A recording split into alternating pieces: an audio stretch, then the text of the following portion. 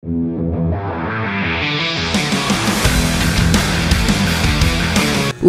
up mga kakupol? Tayo't samahan nyo na naman kami sa panibagong Kupol Motovlog Adventure. Ay tunay naman nga hong pag-ulot ay ulot, kaya tayo na. Meanwhile, fast forward na agad tayo mga kakupol. Nahandito na agad tayo sa City of San Pablo, Laguna. At dahil nga po pasal na naman ang magkupol na are, tayo't humanap muna ng makakainan. Dinin niya nga ho kami nakakita ng makakainan sa bayan ng San Pablo. At arihong kupol kong are ay nakakita ng kanyang paboritong kalderetang kambing. Kaya ngayon, ayun, dinin na ho kami napatigil.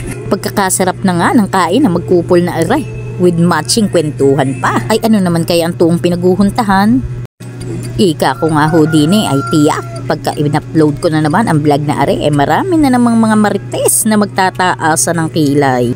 At ito lang naman ho ang masasabi sa inyo mga marites. I don't care what you say anymore, this is my life. Go ahead with your own life, leave me alone. Wow! Ay ano nga, napakanta na naman si Ineng. a few moments later. Touchdown! Nahandini na nga ho tayo sa entrance ng Isdaan Floating Restaurant. Dini lamang ho iyan sa Kalawan, Laguna. Wow! At tunay naman nga hong entrance pa lamang ay pak na at Instagrammable talaga ang aura. Kaya tayo na mga kakupol, samahan nyo kaming ma-experience ang Thailand ambience din sa loob ng Isdaan Floating Restaurant. Let's go!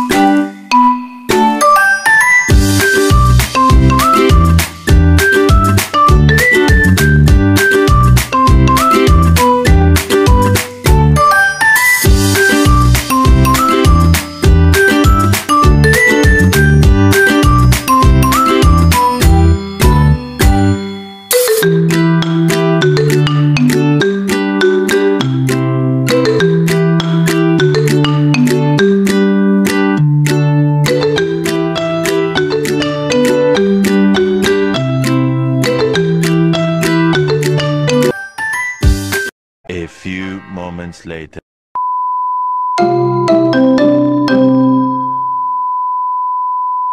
At dini nga ho mga kakupol ay binabaybay na namin ang daan pa uwi sa aming bayan. Madadaanan nga din ho dini ang nagagandahang kabundukan ng Kalawan, Laguna.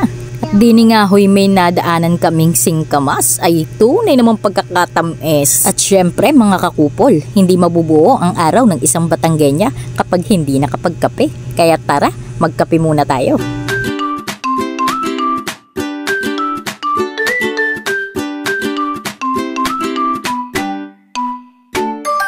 Past 7 PM na nga na makarating kami din sa aming bayan sa Rosario. At may pagtigil pa nga ang aking kupol na are, ay tayo nang umuwi, gabi na.